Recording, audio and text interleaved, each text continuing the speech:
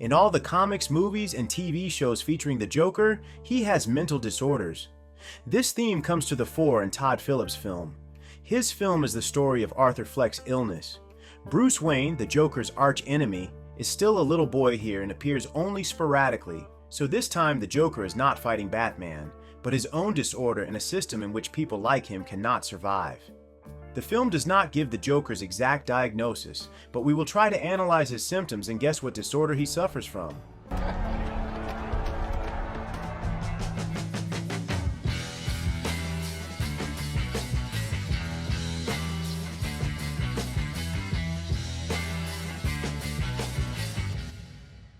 Of course, it is impossible to determine what a fictional character is suffering from, but his example can be used to examine how certain diseases manifest themselves.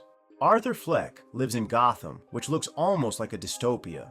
There is a public services strike in the city, mountains of garbage are piling up in the streets, and residents complain about rats and stench. It seems that Arthur, with his clown makeup, does not belong here. He dreams of becoming a stand-up comedian, but the people of Gotham are certainly not in the mood to laugh. In the evenings, Arthur watches Murray Franklin's talk show with his mother. The world on the other side of the screen where he dreams of going seems completely different to him, where everyone laughs at his jokes and the host admits that he would like to have a son like him. In reality, Arthur never knew his father, and his open mic performance turns out to be a failure. No one understands his jokes, and he himself is not familiar with other people's sense of humor. Arthur only laughs during episodes of nervous overload. For example, when a woman tells him not to bother a child he is making faces at, or when men harass a girl on the subway. In such situations, the hero's nervous system is under enormous pressure, and his reaction is laughter that he cannot control. Performing, participating in a show, even riding in an elevator with strangers all cause Arthur excitement that he cannot cope with. He laughs not because of positive emotions. On the contrary, his painful laughter turns into a cough and is more like sobbing. This is a symptom of a mental disorder, so the dramatic denouement is brought about not only by external causes, such as social stratification and inequality, but also by internal ones. Arthur hands the woman on the bus a card stating that he has been diagnosed with a neurological disorder, but it does not specify which one. The exact diagnosis is not important for the plot of the film, because society treats all people with similar problems the same way. We see that Arthur has difficulty socializing, and people are afraid of him. He even mentions that he would like to be locked up in a psychiatric hospital again. He regularly visits specialists who talk to him and prescribe medication. His dose has reached its maximum, 7 drugs at once. But even these don't help, and Arthur complains that he constantly feels unwell. Things get even worse when social services cut their budget and he can no longer receive medication. Even people with stable mental health can experience stress, anxiety, and panic if their familiar world collapses. But what disorder does Arthur suffer from?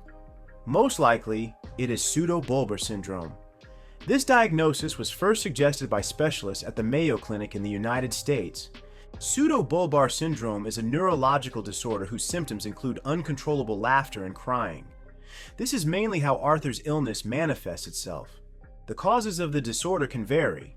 Traumatic brain injury, vascular disease, problems during the perinatal period or during childbirth, and many others. Other symptoms can also tell us about Arthur's disorder. One of them is hallucinations, which we only learn about at the end of the film. At first, it seems that we can distinguish reality from the character's fantasy. For example, when he imagines that he is sitting in a talk show studio and talking to the host, he is clearly aware that this is a figment of his imagination. At the same time, his relationship with his neighbor seems very realistic. We think that she really appreciated Arthur and even attended his comedy performance. However, neither the relationship nor the success on stage actually happened. It was all a hallucination. They begin when he stops taking his medication. This leads to an exacerbation of his illness. Another symptom is delusion. This is a set of painful ideas that completely take over a person's mind and distort their perception of reality. In Arthur's case, delusion manifests itself in his manic desire to restore justice. He is firmly convinced that he is capable of changing the world. At the same time, he seems to want not so much to help others as to be noticed. This is what he tells the psychiatrist after killing Wayne's employees. Now that everyone is talking about him, he no longer doubts his own existence. Thus we observe two types of delusions in Arthur: paranoid and grandiose. His paranoid delusions manifest themselves in his litigiousness. He believes that he must fight for his rights by any means necessary and defeat an unjust world. He is obsessed with this idea and is even willing to kill for it. Delusions of grandeur are expressed in the fact that the patient overestimates his status in society. One specific case of delusions of grandeur is the idea of high birth. It can be said that Arthur's mother imposes this idea on him. Because of her, he begins to think that his father, Thomas Wayne, is a rich and influential man. However, when he learns the truth, this symptom disappears. We see only a very short period of the character's life, but we can notice changes in his behavior. At first, he appears very thin and unkempt. It also seems that he has very few social skills. Communication is difficult for him, and his sense of humor is not the same as that of those around him. His speech is childishly naive, and even his handwriting is clumsy, as if he is just learning to write. However, everything changes over time. It can be assumed that his depressed mood and intellectual problems were a side effect of the medication. Arthur himself admits that he felt stronger when he stopped taking them. His mood becomes more like euphoria.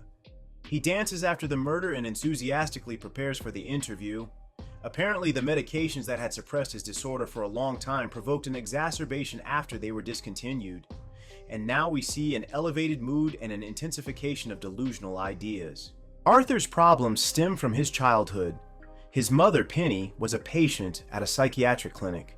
She had 2 diagnoses, which she apparently did not even try to fight. She tried to pass Arthur off as Thomas Wayne's child, and perhaps even believed it herself. In reality, she had adopted him. Throughout his childhood, the boy was physically abused by her partner. Once he was found chained to a radiator with a serious traumatic brain injury, which, as we have already mentioned, could be the cause of pseudo-Bulbar syndrome. Penny notes that Arthur was always cheerful, but we already know that in his case, this is only a symptom of a severe neurological disorder. Penny was diagnosed with paranoid psychosis and narcissistic personality disorder. We see all of this in Arthur himself. The most obvious manifestations are those of paranoid psychosis, which is based on paranoid syndrome. It is characterized by hallucinations and, most importantly, delusions. In Arthur's case, it is the idea of injustice that drives him to murder. With paranoid syndrome, it is not uncommon to observe depressed mood and anxiety, which also accompany our hero. Because of this, it may seem that he is depressed.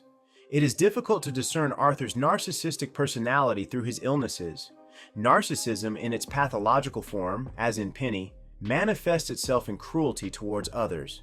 Narcissists are vindictive, lack empathy, and have limited and inexpressive emotions.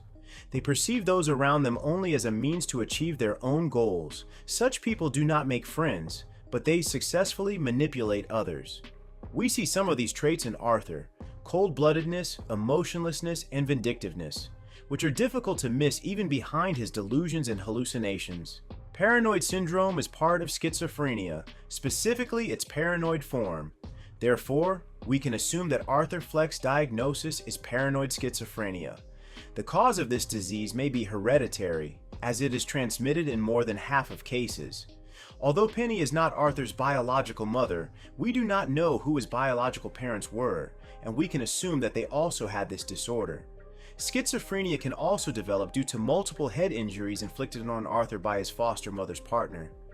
Although many see this film primarily as a message about fighting the oppression of vulnerable social groups, Arthur's personal story comes to the fore here. It is a story of an illness that consumed him with delusional ideas of justice, for which he was willing to do anything, even murder. Did you like this incarnation of the Joker? Write your thoughts in the comments. This is Steve from Movie Geek, signing off. Bye!